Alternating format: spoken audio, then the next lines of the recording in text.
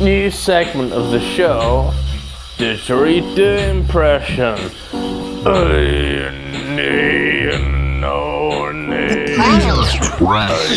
Dr. Turnway.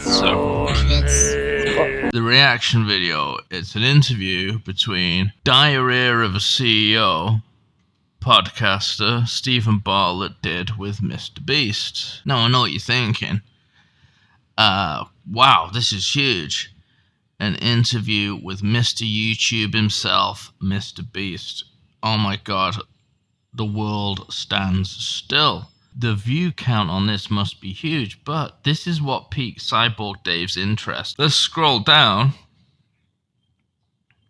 2,057,527 views, right? And this video was published on February the 20th. The video was published on February the 20th, and today is Saturday the 1st of March 2025 in the year of our Lord. That's 9 days ago, right? Something doesn't add up. MrBeast gets 200 million views per video. Why is an interview with him only got 2 million views? Don't worry, Cyborg Dave's got your back. I'll give it to you. Reese up your ass. What was that you said, Cyborg Jules, the other day about being non-judgmental? What was it you said? You said, say it, tell us. Yeah. Yeah. And who can argue with that? Let's get into the video. Let's stop fucking around. There's a reason no one makes videos like me. Because no one wants to live the life I live or be in my head. They would be miserable. Are you happy?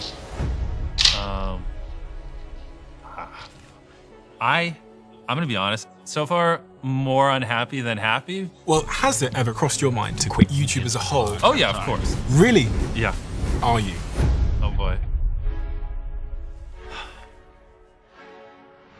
MrBeast. He is the biggest YouTuber on the planet, and he's building empires. I mean, is there anything this man can't do? Your business. What's the first timestamp, Cyborg Jules? 1 minute 31. 53% of you that listen to this show regularly haven't yet subscribed to the show. So could I ask you for a favor before we start? If you like the show and you like what we do here and you want to support us, the free simple way that you can do just that is by hitting the subscribe button.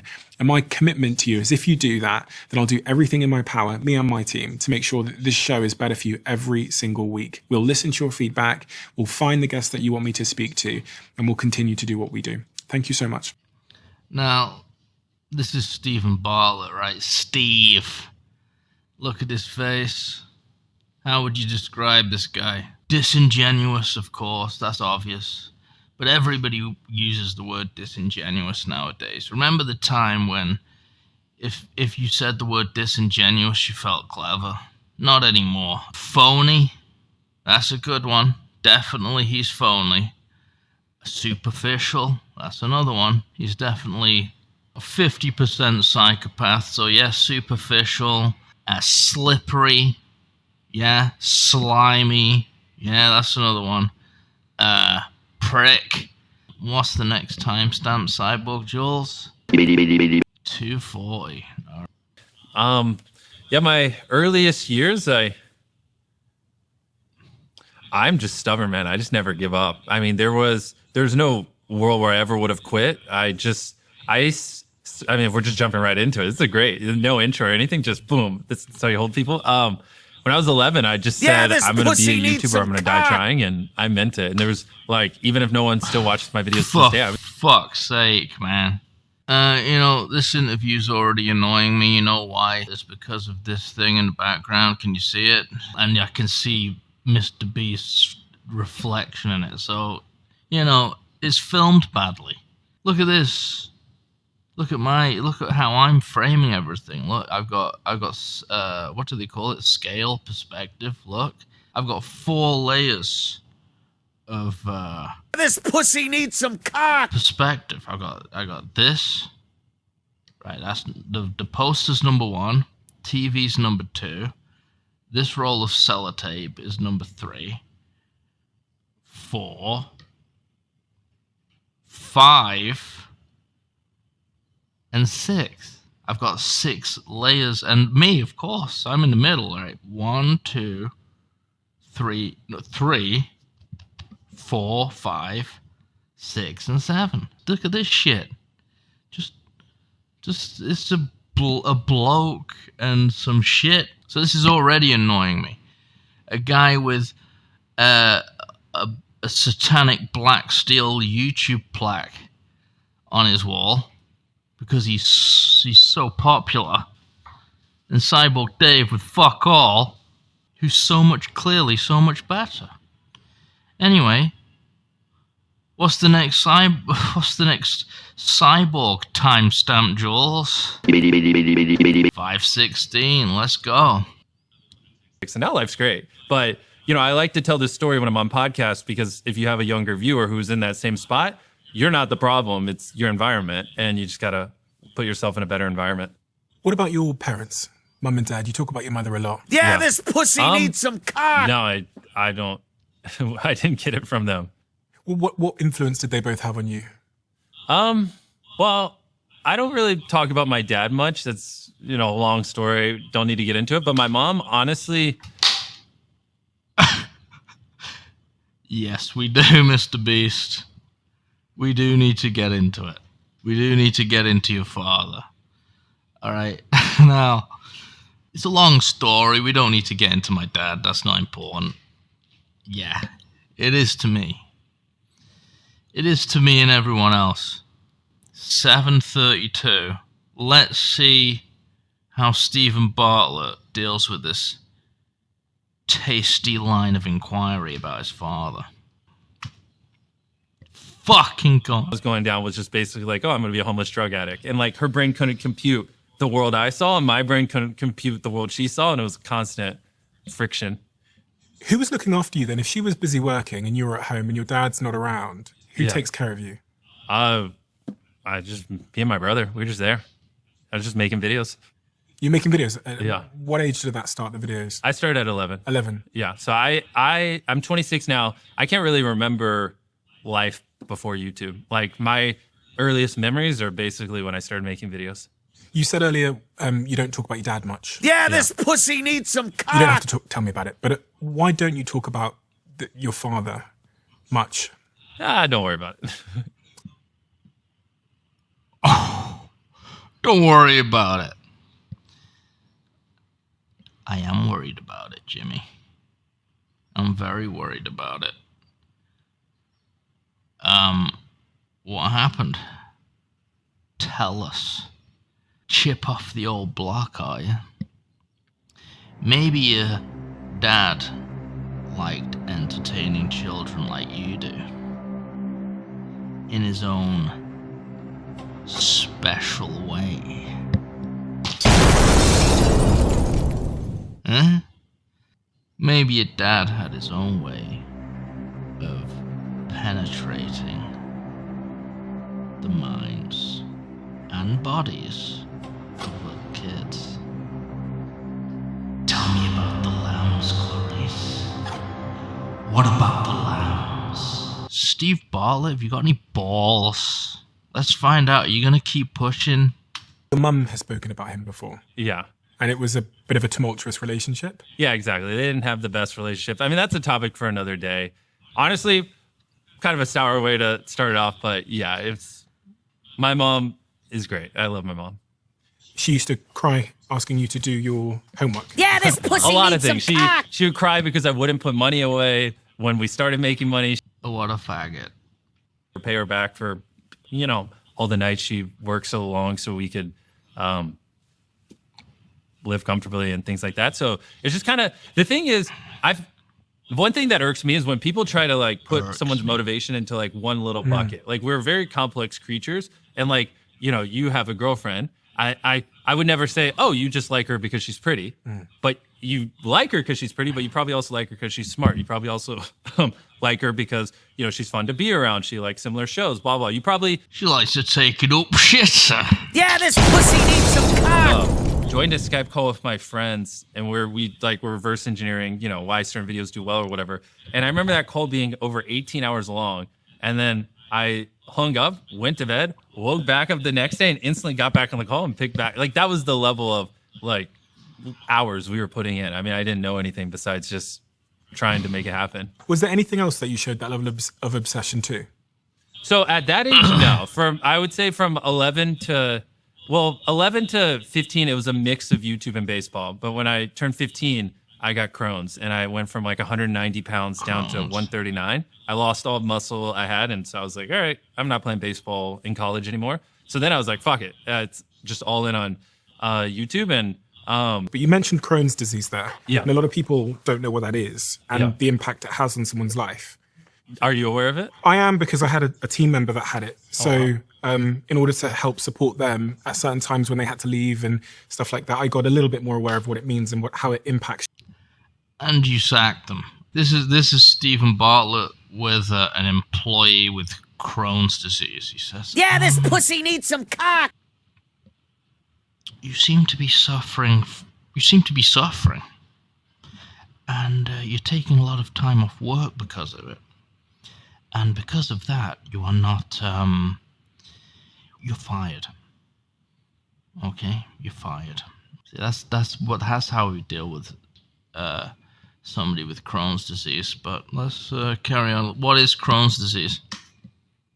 What is it? But could you give me your This perspective on pussy that? needs some cock. So Crohn's disease is when your immune system attacks itself. So when I was 15, I just started going to the bathroom 8, 9, 10 times a day, not digesting any food because my GI tract is like literally just attacking itself. It's very weird. Your immune system in your gut thinks your gut is a foreign invader, and so it just starts attacking itself, which if you're just using the bathroom 10 times a day, not digesting food, that's why you drop weight rapidly, and it hurts like crazy because it gets very... I bet it does. I bet it hurts like crazy. Imagine eating a 3-course meal and then just having it drop straight out of your ass afterwards.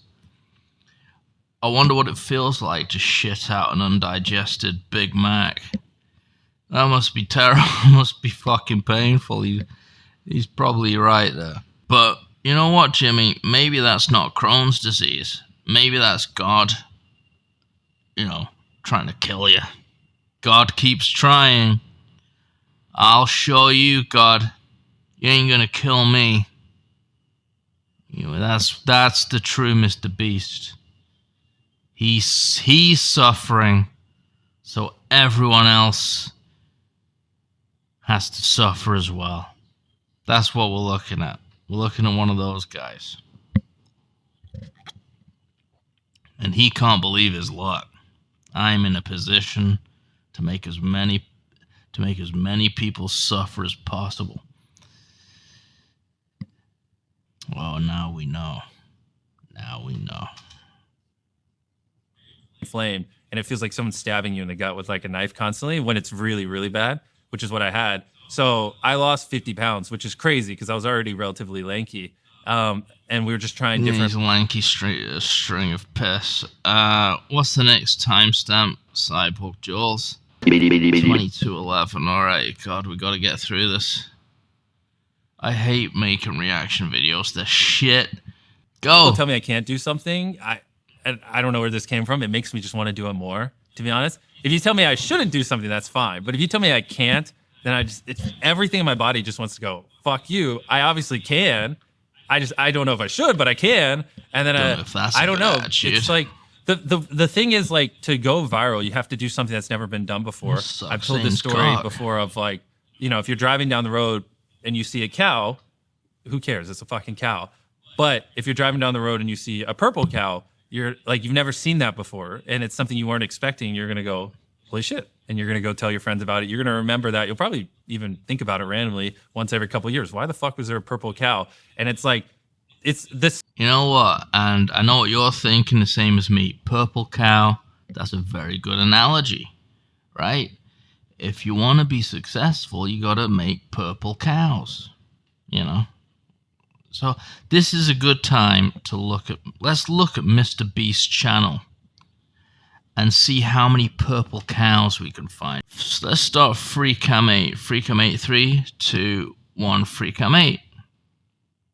Right, this is MrBeast's channel. The first thing that strikes me is that it's rather unimpressive. You think the biggest YouTuber on the planet would have, I don't know, his channel would just like be throbbing. You know, there'd just be special effects. As soon as you click on the channel MrBeast, it'd just be, you know, you'd just be blinded with all sorts of graphics and GIF images. But no, you go on his channel and what does it say? Subscribe for a cookie? What the fuck does that mean? Is logo shit? Alright, but he does have 368 million subscribers. Wow. But we're going to get into that later because that's not as impressive as it looks. 850 videos. I thought he'd have more than that. You know what I see, guys? All I see is MrBeast's smiling dickhead face on every single video. There's no purple cows. In fact, all of his videos look the same. So what's he talking about? Purple cows. There's a video for his Feastables bullshit, and everybody looks like, just from everybody looks like they're in agony eating eating this chocolate. This guy's drinking water just to wash that shit down. So obviously it's great. Okay, let's go back to the interview. Yeah, it's not as good as you think. You're not as good as you think you are you, Jimmy? YouTube is it really makes a mockery of human beings. Let's carry on. Purple cows. All right. Same thing, just one was a little purple. And it, like, you can apply that same like analogy to ideas. Like when you're scrolling through social media to find a video to watch, there's things that, you know, have been done before, you've seen. It's, you know, roughly similar to stuff before. You're just going to scroll past it. You'll never think about it again. Just like you'll never think about a fucking cow on the side of the road. And then there are ideas that are like the purple cow idea, which is what I try to do, which are things that make you go, what the fuck? I've never seen that. No, like, we just looked, Jimmy. All of your videos because are like, the same as why each is other. this video? The shit. No way they did this, right? But those typically are very hard, and usually to get that purple cow effect, they've never been done before. If something's never been done before, there's usually a reason because it's very fucking hard. So you just kind of have to train yourself to like. Why doesn't your head fall complex, off? Hard original. Just fall off and actually run towards them because those are the ones that, you know, tend to have more of the purple cow effect where people have to watch it. And viewership's very exponential. It's way easier to get 50 million views on one video than it is to get 1 million views on 50 videos, right? And so, and because it like kind of goes exponentially and it's like, you know, pretty winner take all on the top videos, like you just really have to lean into that purple cow effect, if that makes sense. Wait a minute. Let's go back. Let's go back to his channel. Come on, please. Let's go back to his channel. Freecam 8, start again. Yeah, you know, he's right. He's got a shit ton of views. 199 million there. 225 million. 336 million. Jesus. Whoa. 499 million views. He's not lying. It's much easier to get 50 million views on one video than to get 1 million views over a bunch of videos. And he's right. Wow. But, and this is a big but, and this is a first for Cyborg Dave on Poor Man's Redbar. This is a big but. You needed to hear that, by the way. Don't judge me. Remember, we're being non-judgmental on this one. It's a big but. Yes. We have to go deeper into this. What is it? 3405. All right, 3405. Fucking play. It's almost like a pastime for a lot of people just to like trash talk their old jobs or whatever. Has any of that stuff ever got to you? Any criticism? Oh, of course. Yeah. I mean, all criticism all the time does. But I mean, the thing is, independent of that kind of stuff, it's just like, I mean, we are averaging like 200 million views a video. Like, you know, like most of it unique viewers. Like we're talking like 2+%, sometimes 3% of humans alive watch every piece of content I put out, you know, depending on how well the channel's doing. And so like, that means like I could upload a video and then with 365 days later, you could grab 33 random humans anywhere on the planet, especially because we do dubs. You know what's even crazier is YouTube's not in China. So that's like 2 to 3% of humans alive, excluding China. Or China's mixed in there, but if you just take people excluding China, it'd be more like 3 to 4%. But you could just grab 33 random people on the planet, and one of them on average would have seen that video because the views are so fucking high. So yeah, I mean, there's a lot of criticism that's thrown at me. And the thing is, you know, since our stuff's so global, sometimes, you know, transcends culture and not everyone views everything. And so everyone has different opinions and stuff like that, which is why it will drive you crazy at our scale if you try to make people happy. Because even if 99% of people are deeply happy, which is an insane hit rate. Like if you make a piece of content, 99% of people that watch it love it. That is wild, which that kind of stuff doesn't happen. But in our case, if just 1% is unhappy, that's 2 million people, which is more than anyone else even gets on video. Stop there. He just said if he averages 200 million views per video, if just 1% of people dislike one of his videos, that's 2 million people. Let's go. Let's have one more look. How many views did this interview get? 2,057,527. What did he just say? This pussy. 1% of the people hate his videos. Who are those 1%? Could it be that the 1% that hate his videos are the only people who watch this interview? It adds up, doesn't it? I'm the 1%. Me and you, probably, are part of the 1%, finally. This is why people hate MrBeast, is because he is like an evil scientist working in his lab trying to warp the minds of children. MrBeast is coming after your kids and your kids alone. I am not his audience. You are not his audience. He ain't interested in you. He's coming after the children. Because he has future goals. There ain't no under 12-year-olds watching the Diarrhea of a CEO podcast.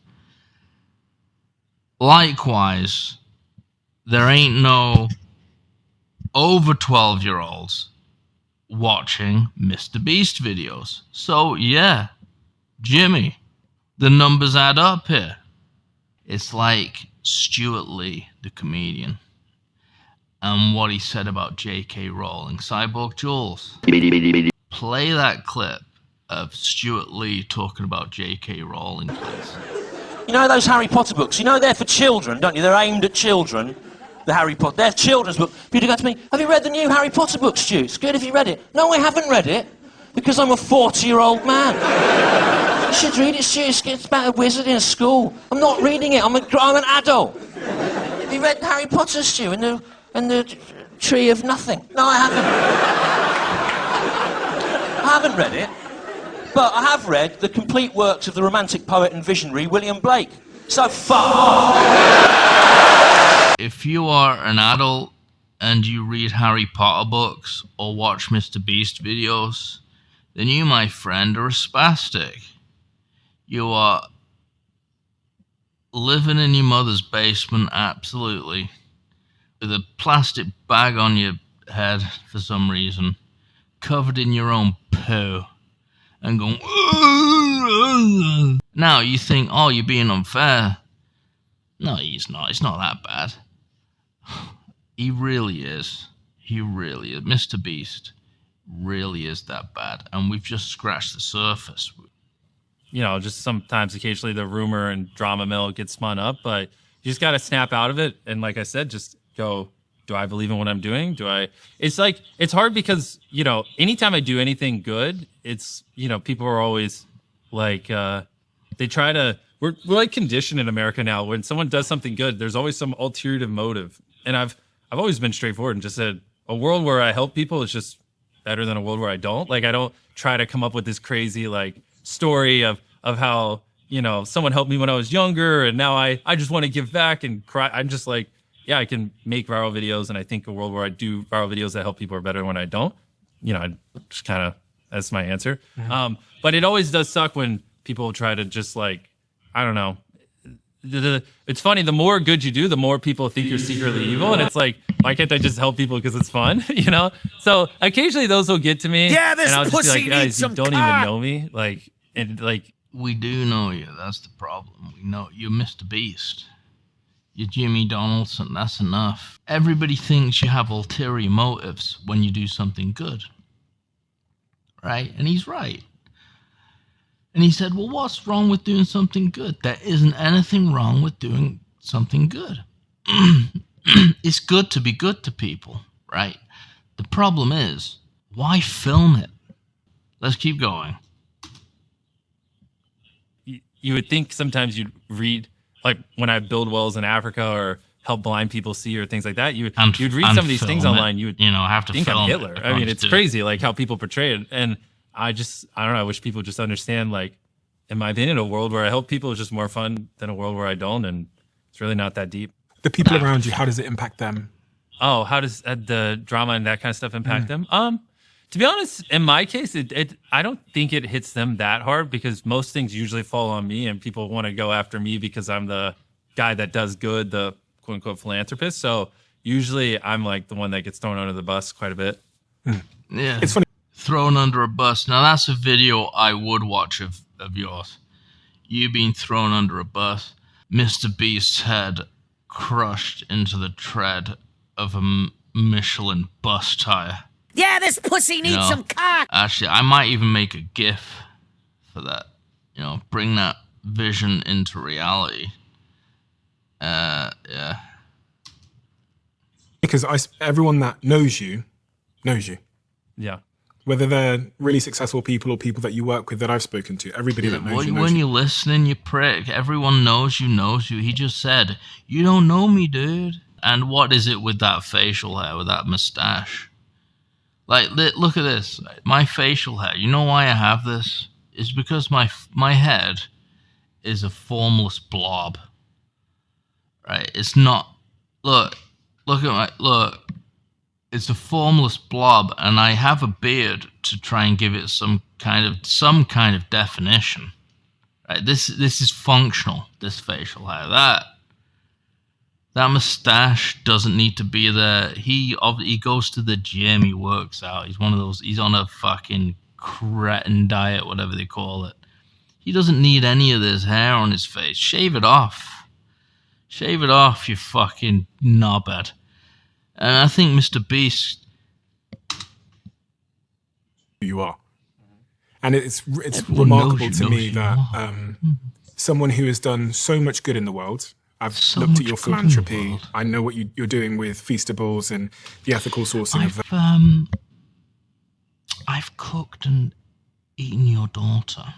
Yeah, this pussy needs some cock. You're fired. When I see someone that's done so much good in the world still be misunderstood, it almost makes me realize that I should never fight it. Yeah, I mean, the ironic part is the more I help people, the more shit I get, to be honest. Like, it's so funny because, you know, like the same day I'll drop a video where I'll, help 1,000 blind people see. Some other YouTuber will drop a video where they just bought a new mansion, and it's like everyone's like, yes, get that mansion, good job, and then they'll be like, fuck you for curing blind people, Jimmy, fuck you, you're using them, and I'm like, no, this is some PR bullshit right here, right? And he just said the guy with the mansion, yeah, I just bought a mansion, yeah, mother. You know what, Jimmy? People respect, a gold-plated, balls-out asshole 100% more than a two-faced weasel like you. They do. I do. I love a loud, arrogant prick because you know where you are with them, right? But someone like this is like, it's just like, what are you up to, you snake? I just get away from me, At least the loud, belligerent twat is funny now and again. But you're up to something. And, it smells fishy to the working man. One to inspire people to do good. I mean, I can buy a mansion if you really want me to. So it is funny. If you're trying, such a good guy. Weird sentence, but if you're trying to be like, I actually don't recommend buy a mansion help if I people. want to, Like, I actually think helping people will make the internet like you less than if you just like buy nice cars. And the next timestamp, fuck off, shut up. 43:24. Let's see, what's this about? My principles are. Yeah. Because you have to be really anchored to them. Like I said, you have to know where your line is, and as long as you're on the right side of your line, then it is what it is. People on Twitter can say whatever they want. And I think like that's the only way to really survive at this scale without going crazy, is you have to determine where the line is, not let the internet. Workaholism. Yeah, this pussy Can you give me a window cock. into the last 7 days of your life? Just paint me a picture. Oh, yes. Let me drink some water because of my flu. Well, I don't know about the last 7 days, but in general, we're filming a video where I'm visiting the 5 most deadliest places on Earth. So one of the places was a safari in South Africa. So I flew to South Africa to spend time in a cage surrounded by lions. Sick content. It was really good. Which that was a bitch to get to. And then I got the flu, and so spent a couple days in the hospital there. And then we were going to go to Snake Island to spend time there. Then the world's deadliest road, and then we have a couple other places, but that got postponed. So instead, got out of the hospital, went to Florida, filmed with Aaron Judge. Yeah, this pussy needs some cock. Went to North Carolina. We have this guy where I built a gym, and I told him if he loses 100 pounds before he leaves the gym, it has a big red circle around it, I'll give him a bunch of money. So I filmed with him, and then worked. Wait. Big red circle. What is it about big red circles? Could it be something to do with your father? This is my theory, right? Right. In the morning before his father went to work, there was a circle, a red circle painted on the kitchen linoleum. And his dad put Jimmy in the circle.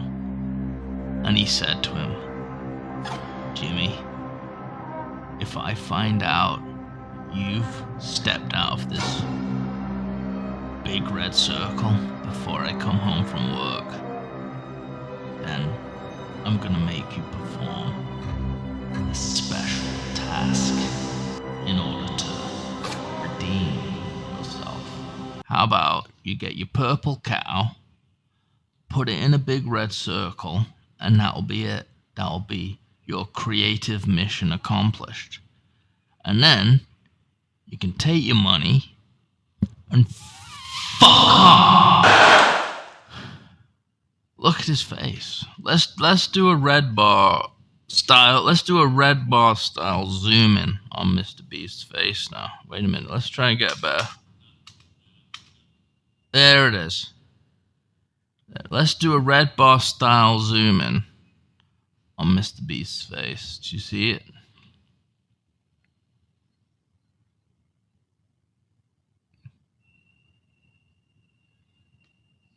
No. I can't do That was a bad idea. Fuck that up. But you see his face. What's wrong, Jim? What's wrong?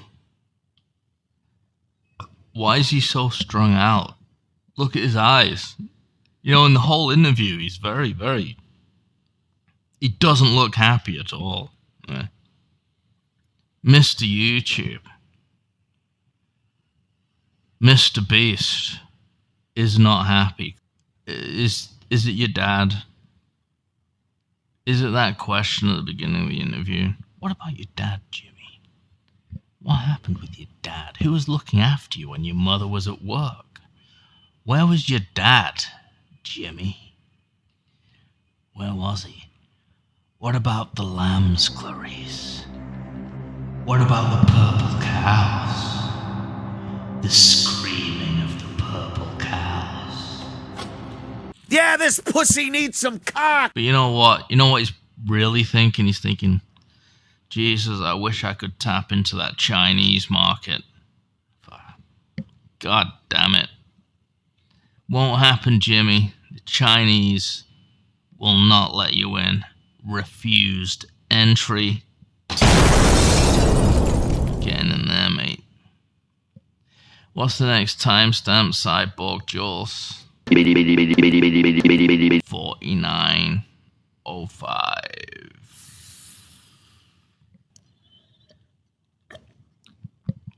You know, all my other videos are just stupid. All my other videos are... you don't give a fuck. But I'm gonna get another drink. I deserve it. I might even have a piss. This is what you like, isn't it? Genuine. People being genuine. Right? That's what people respect, isn't it? Genuine people.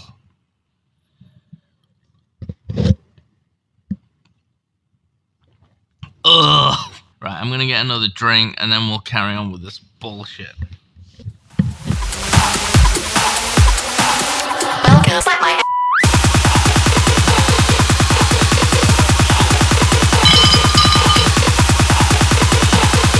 Yeah, this pussy needs some cock.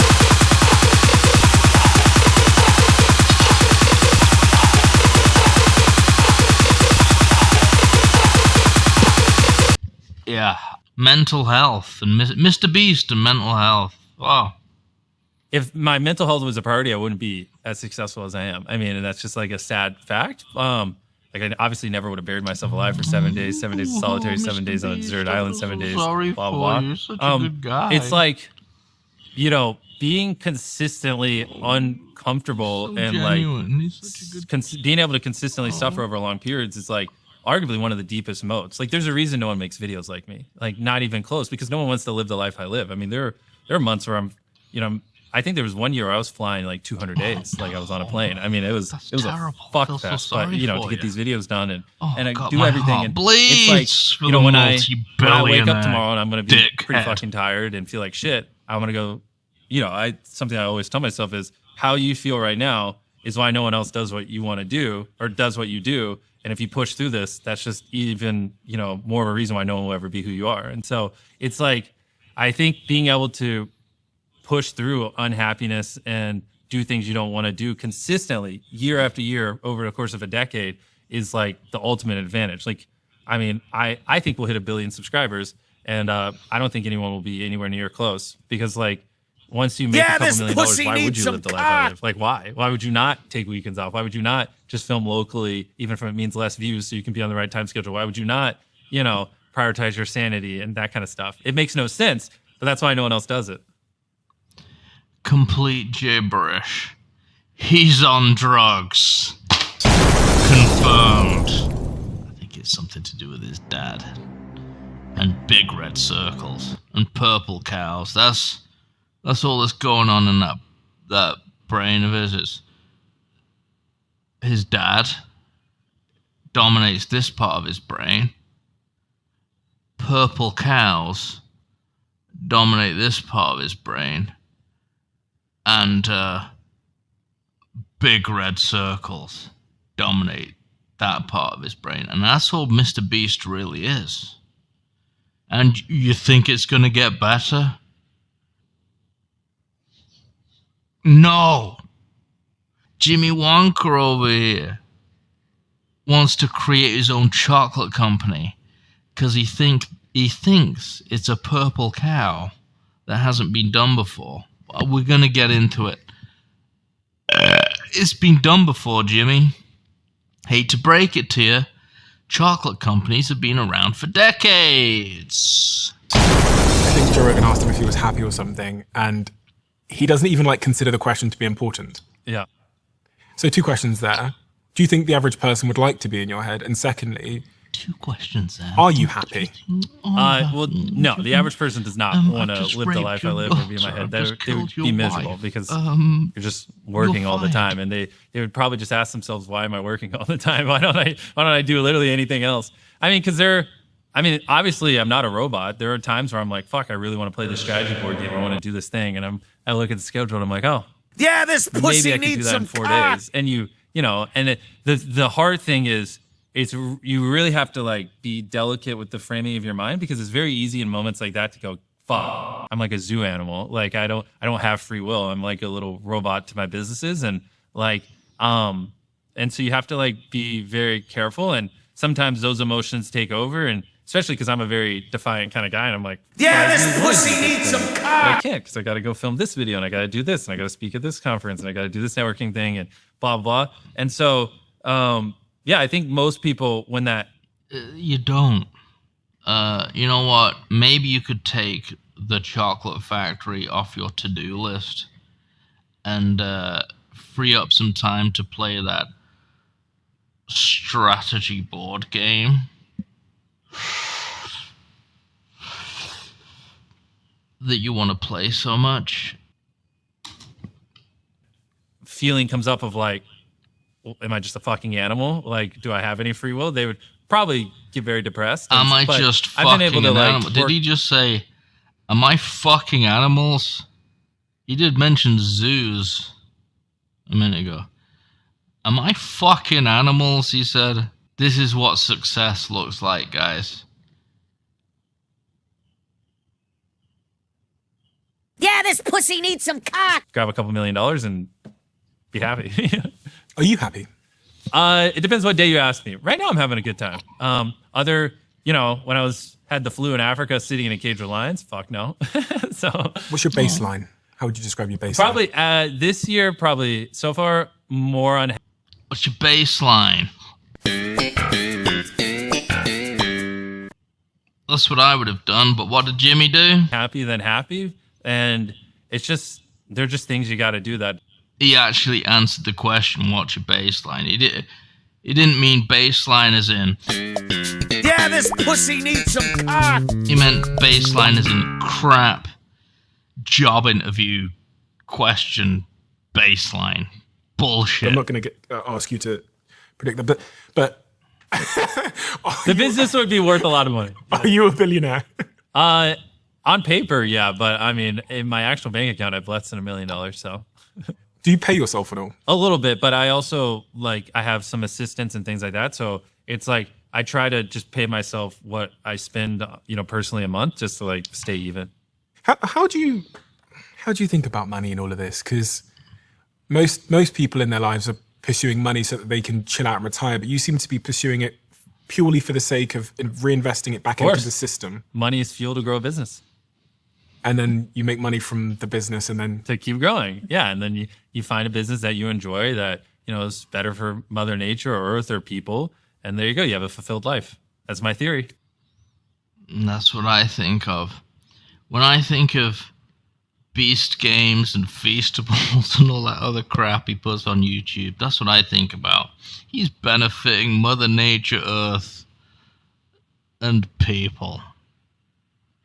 You're doing God's work, Jimmy. With Feastables right now, we're the largest ethically sourced chocolate company in America, and it's just fun to look at something that's been done the same way for 100 years and go, how do we just flip this on its head and fuck up this industry? And how can we pay our farmers a living income? Not use child labor, et cetera, et cetera. And so it's I think if I was just doing mundane things like everyone else, I probably would be bored as fuck. If I would just sold chocolate like everyone else, made the same repetitive YouTube videos like everyone else, I probably would be like, all right, get me out of this. I want to retire. But it's not what we're doing. Like, we're changing industries. We're impacting the world. Which is what you do. This is the point of life. In my thumbnails. You could do so much with the gazillion people that listen and watch your videos. You could like start almost any business and it'd be successful. You could have almost any social impact and it'd be profound and save a gazillion people's lives. Do you struggle with focus? Steve, how's this for a question? What's it like poisoning the bodies of children as well as their minds with your crap? Wouldn't that be a better question than what he just asked? I think he was almost asking that question, but I decided to change it because MrBeast is too powerful. Maybe I can use him in the future. Maybe we can do business together. Maybe I can even defeat him in the business world further down the line. Just imagine working for this scumbag. Just imagine the amount of dick suckery you'd have to put up with working for this piece of fucking shit. Either one of them. No, I mean, I do wonder, sometimes should we be doing more, but I've really found a good groove with Feastables. Yeah, this pussy needs some cock. Sitting over there. I do feel like I've hit a good groove with that and the ethical sourcing on it. And no, I mean, yeah, obviously I get a bajillion opportunities, but just, right now, I think I said earlier, this is one of the few things in life that it's scratched the same itch as YouTube, where building Feastables is equally as fun as making videos for me. It is so delicious. Thank you. It is so delicious. I'd really love to just spend a minute. What a greasy, fucking slippery, slimy piece of shit. So delicious. What a creep. Now, this is just some PR bullshit for MrBeast. Feastables. MrBeast has mistakenly gone into the business world and he started his own goddamn chocolate company. What a idiot.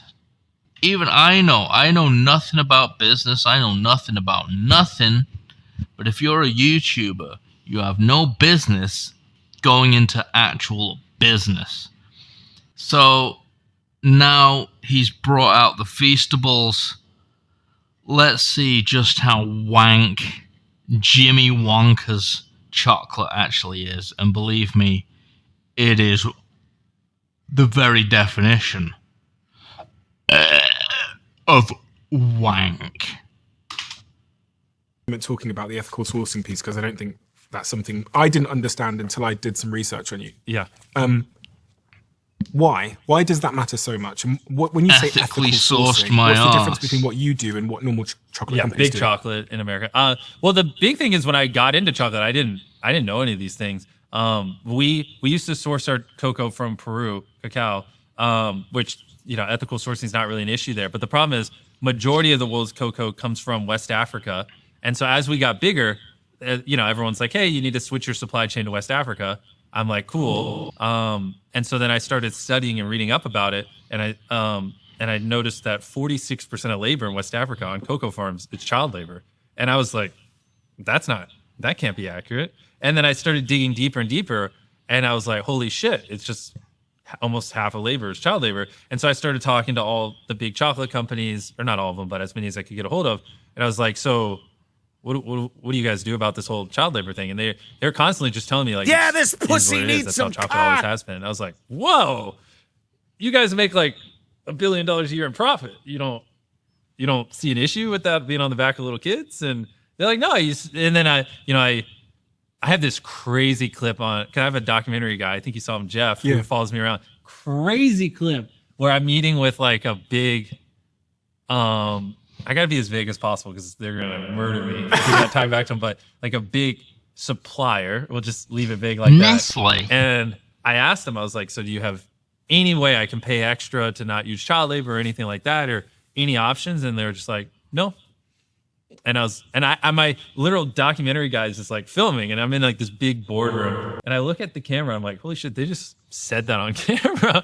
And so Right.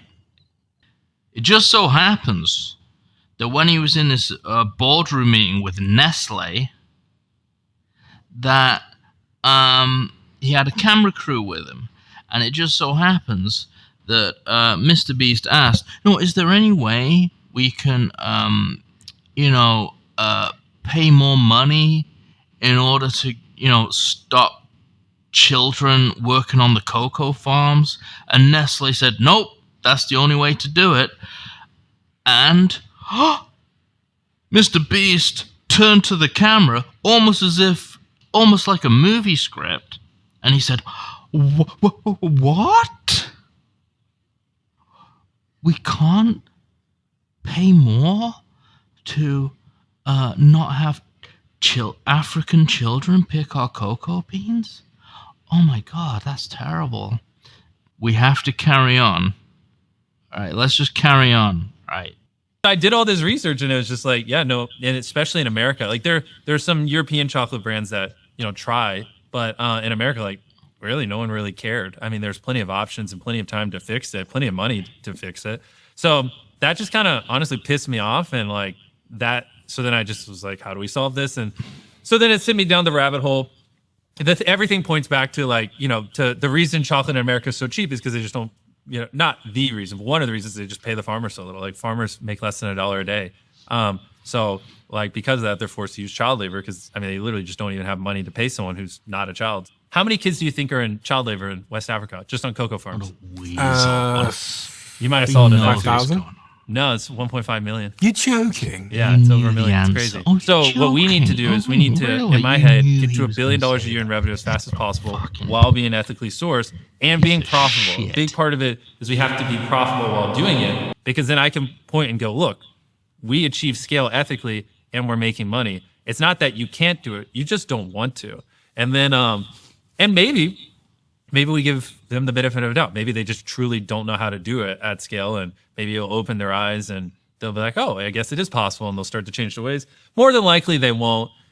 But over time, I hope we can just shine a light on it using my platform and, just show the model works. And then, I don't know, something I would love to do in the long run is like, how there's like the fair trade logo. Maybe I make my own version of it and I help other chocolate companies source their cacao ethically and, or something. And, and I just educate people on like, if it doesn't have the symbol, it's probably using child labor and something. There's some way where I could play my cards over the next 10 years where we get over 1 million kids out of child labor on cocoa farms. And so I just got to connect the dots and figure out the correct way to do it. Figure it out.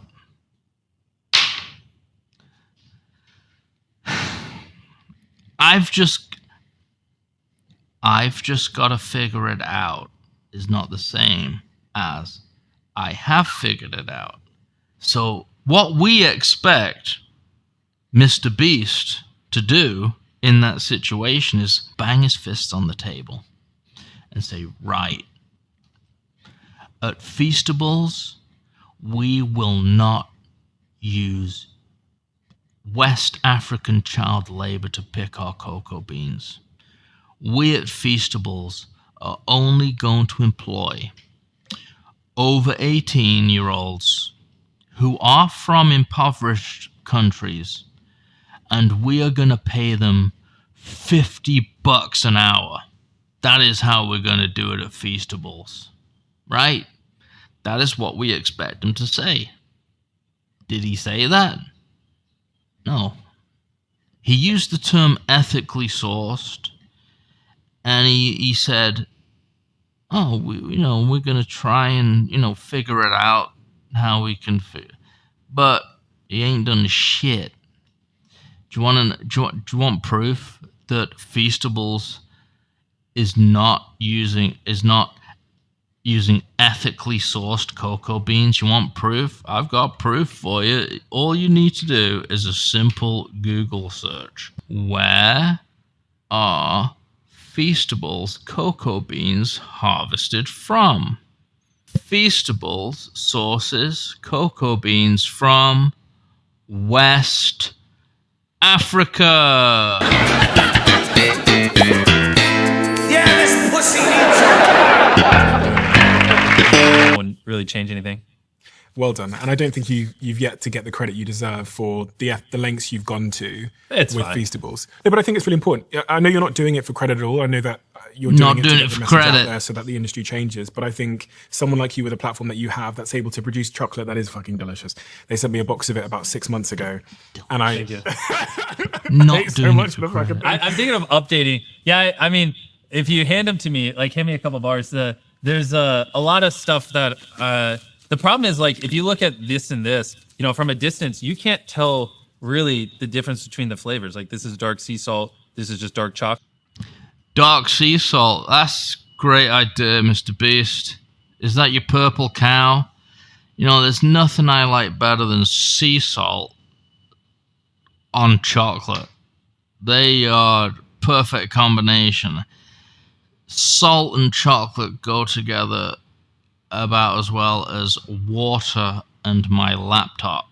In fact, when I have a shower in the morning, I take my laptop in there with me, and I use shampoo and soap to wash it down, because they go together so well. Delicious. Sea salt and chocolate, nice one. And look at that faggoty cornflower blue wrapper. Yeah, I think you better update that, mate. It looks gay. So I'm about to update the wrappers where we're going to put like colored tips here so you can tell the flavors from far away. I think that's very important. Another thing too that there's just a you made a mistake. You put these in front of me. Now I'm just thinking about it. The other thing I've been experimenting, and the newer renders are looking good with putting, like, right here, every bite helps get kids out of child labor. Putting that on the front. Every bite helps a kid out of child labor, but it doesn't. Why not broccoli? Why not?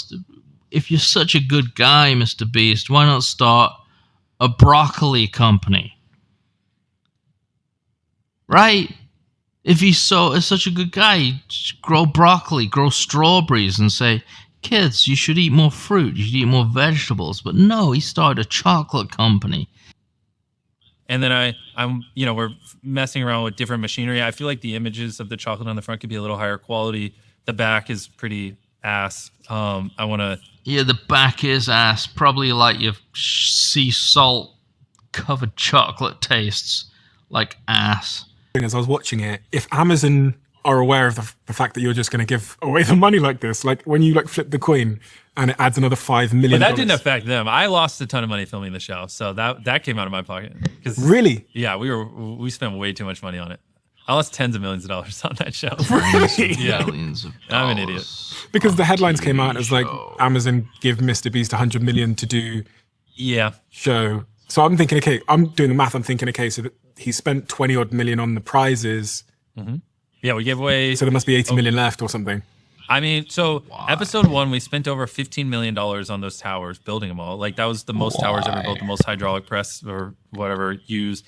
I mean, that set was fucking crazy, man. We had to build 1,000 towers that were 10 feet tall, safety test them all, get it where they actually work. We had to literally hardwire them all and build like our own software where we could drop people. We had to put up all the screens. I mean, that's like arguably one of the largest sets ever built in history.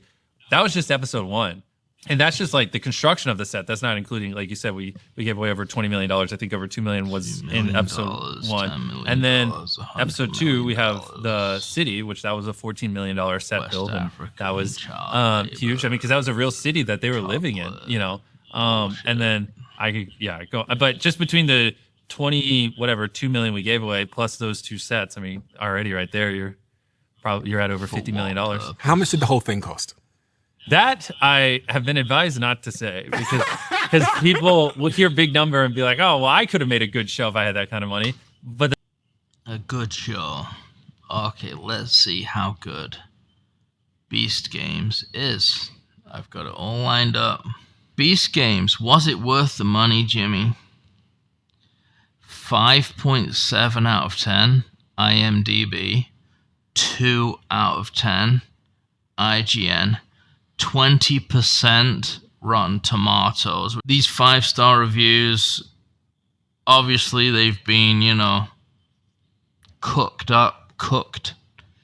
And these 1-star reviews, these are probably the real ones. Let's end this shit. What's the last timestamp? 13945, alright. We have a closing tradition on this podcast where the last guest leaves a question for the next guest, not knowing who they're leaving it for. Okay. Do I get hit with the question first, or? You get hit with a question first. Okay. Look at his face. He's worried about that last question. Here's the last question, Jimmy. What happened between you and your dad? This pussy needs some cock! This is Cyborg Dave for Poor Man's Redbar. Cyborg Jules. Let's sign off now with a montage showing the philanthropic work of MrBeast and how he is benefiting Mother Nature, the Earth, and human beings one bite at a time. Sayonara.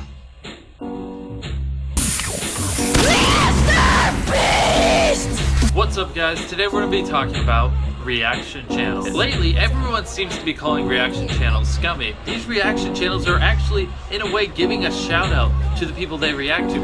These reaction channels are doing more for the community by themselves than all these big channels hating on them combined. Now I'm willing to bet that you never in a million years would have guessed that I would actually defend reaction channels in this video. But it's about time someone stood up for them. You know, everyone's hating on them. But let's be real here. These reaction channels are actually doing good for the community. Yes, they're not making their own content. Yes, in a way they're ripping people off, but in another way they're giving them free exposure and putting their content in front of a million eyes. Yeah, I'm not saying these reaction channels are perfect. You know, it is, like I said, in a way stealing content. I see how people think it's scummy, but I think people aren't giving them the credit. They're in a way helping the community. It honestly can swing both ways. You could label it as stealing content, or you could label it as helping smaller YouTubers. It really just depends which way you look at it. And cue the outro.